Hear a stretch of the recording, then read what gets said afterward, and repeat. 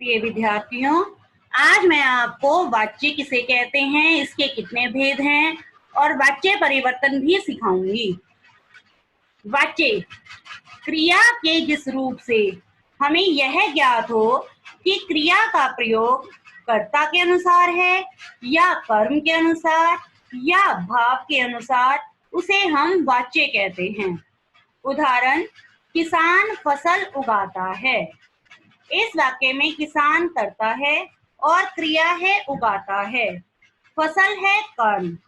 तो यहाँ पर क्रिया कर्ता के अनुसार अर्थात किसान द्वारा की गई है और इस वाक्य छात्रों द्वारा सुलेख लिखा जाता है में छात्रों कर्म करता है, सुलेख कर्म है और क्रिया है लिखा जाता है।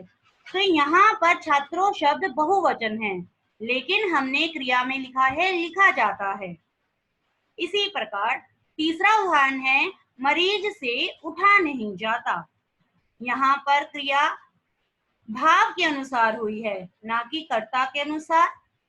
तो ये भी इसे जिस वाक्य से हमें ये पता चल रहा हो कि क्रिया का प्रयोग कर्ता के अनुसार है, कर्म के अनुसार या भाव के अनुसार, उसे ही हम वाच्य कहते हैं। वाच्य के 3 भेद होते हैं। नंबर 1 कर्तृवाच्य, नंबर 2 कर्मवाच्य और नंबर 3 भाववाच्य। कर्तृवाच्य जिन वाक्यों में कर्ता की प्रधानता होती है और क्रिया कर्ता के ही लिंग वचन के अनुसार होती है, उन्हें कर्तृवाच्य कहते हैं।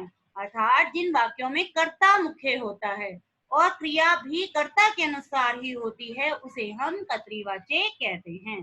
उदाहरण, कबूतर दाने चुग रहे हैं। इस वाक्य में कर्ता है कबूतर, दाने हैं कर्म और चुग रहे हैं क्रिया। यहाँ पर क्रिया कर्ता के द्वारा हुई है, अर्थात कबूतर के अनुसार, कबूतर के शब्द के अनुसार ही हमने क्रिया का प्रयोग किया है कि चुग रहे हैं। तो यहाँ पर कर्तृवाच्य है। इसी प्रकार रोहन पुस्तकें खरीद रहा है। रोहन पुल्लिंग शब्द है और कर्ता है, पुस्तकें कर्म है और खरीद रहा है क्रिया है। यहाँ पर क्रिया शब्द का प्रयोग कर्ता के अनुसार हुआ है। रोहन एक वचन है तो क्रिया भी एक वचन में ही है, अतः यहाँ पर कर्तृवाच्य है। अगला उदाहरण है, अमीना खेल रही है। अमीना करता है और स्त्रीलिंग शब्द है और खेल रही है क्रिया है। अब यहाँ पर हमने रही है शब्द का प्रयोग किया है, क्रिया हमने कर्ता के अनुसार की है कि कर्ता स्त्रीलिंग शब्द था तो क्रिया भी स्त्रीलिंग शब्द में हुई, अतः ये भी कर्तृवाच्य का ही उदाहरण है। अगला उदाहरण है कि सूरज चमक रहा है। सूरज पुल्लिंग है, करता है और चमकना भी करता क्रिया है और पुल्लिंग शब्द है। तो यहाँ पर क्रिया कर्ता के अनुसार हुई है, अतः ये भी कर्तृवाच्य का ही उदाहरण है। पहचान, इसमें कर्ता की प्रधानता होती है, अर्थात कर्ता के लिंग वचन के अनुसार ही क्रिया के भी लिंग और वचन होते हैं।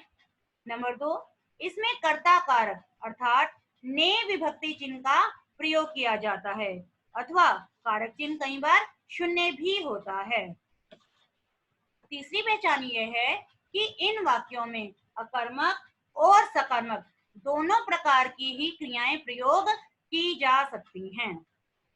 वाच्य का दूसरा उदाहरण भेद है कर्मवाच्य। जिन वाक्यों में कर्म की प्रधानता होती है और क्रिया भी कर्म के ही लिंग वचन के अनुसार होती है, उसे हम कर्मवाच्य कहते हैं। जैसे राम के द्वारा रोटियां खाई जाती हैं।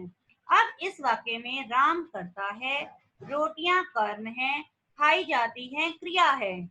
अब रोटियां शब्द स्त्रीलिंग शब्द था, कर्मवाच्य था, कर्म था और हमने भी क्रिया में खाई जाती है शब्द का प्रयोग करा था, जबकि कर्ता था राम, लेकिन हमने कर्म के अनुसार ही क्रिया का प्रयोग किया है, अतः यह कर्मवाच्य का उदाहरण है।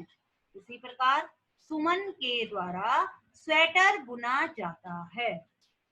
कविता से चित्र नहीं बनाया जाता। कविता स्त्रीलिंग शब्द है लेकिन ये कर्ता है। चित्र पुल्लिंग है लेकिन कर्म है। बनाया जाता क्रिया है। इस वाक्य में हमने क्रिया कर्ता के अनुसार की है, ना करके कर्म के अनुसार किया है, अतः यहाँ पर ये कर्मवाच्य है। पहचान, इसमें कर्म की प्रधानता होती है, अर्थात कर्म के लिंग और वचन के अनुसार ही क्रिया के लिंग और वचन का प्रयोग होता है। नंबर 2, इसमें हमेशा सकर्मक क्रिया का प्रयोग होता है। नंबर 3, इसमें कर्ता का प्रयोग हमेशा करण कारक से या के द्वारा में होता है। नंबर 4, कर्म वाच्य के कुछ वाक्यों में कर्ता का लोप भी होता है।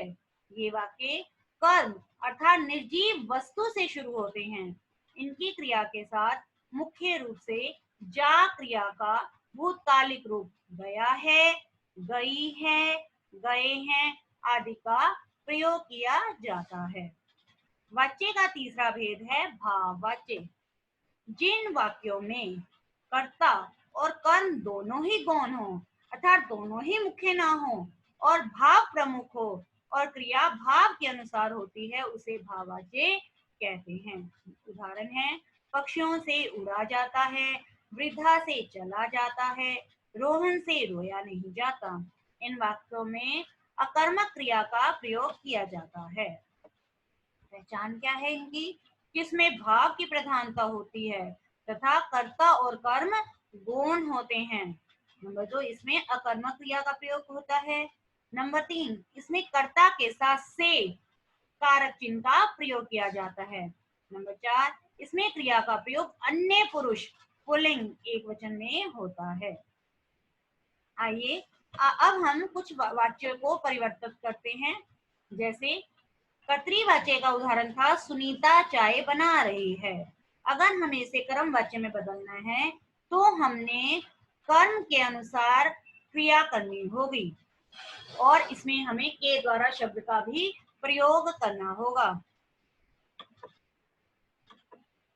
जैसे सुनीता चाय बना रही है को हम बदलेंगे सुनीता द्वारा चाय बनाई जा रही है। अखिलेश पत्र पढ़ता है। अखिलेश के द्वारा पत्र पढ़ा जाता है। इसी प्रकार हम कर्तृवाच्य को भाववाच्य में भी बदल सकते हैं। जैसे कर्तृवाच्य का उदाहरण है कि बच्चे दौड़ रहे हैं, क्रिया कर्ता के अनुसार हो रही है, लेकिन जब हम इसे भाववाच्य में बदलेंगे तब हम क्रिया को भाव के अनुसार करेंगे। बच्चों से दौड़ा जा रहा है। पक्षी आकाश में उड़ते हैं, पक्षियों से आकाश में उड़ा जाता है। इसी प्रकार हम कर्म वाच्य को भी कर्तृवाच्य में बदल सकते हैं। जैसे बच्चों द्वारा शोर किया गया, हम यहाँ पर द्वारा शब्द को हटाकर ने शब्द का प्रयोग करेंगे, तब वाक्य बनेगा बच्चों ने शोर किया। माँ द्वारा बच्चे को दूध पिलाया गया, माँ ने बच्चे को दूध पिलाया। इसी प्रकार हम भाववाच्य को भी कर्तृवाच्य में बदल सकते हैं। रोगी से उठा बैठा नहीं जा सका, रोगी उठ बैठ ना सका। हमसे पैदल नहीं चला जाएगा, हम पैदल नहीं चलेंगे।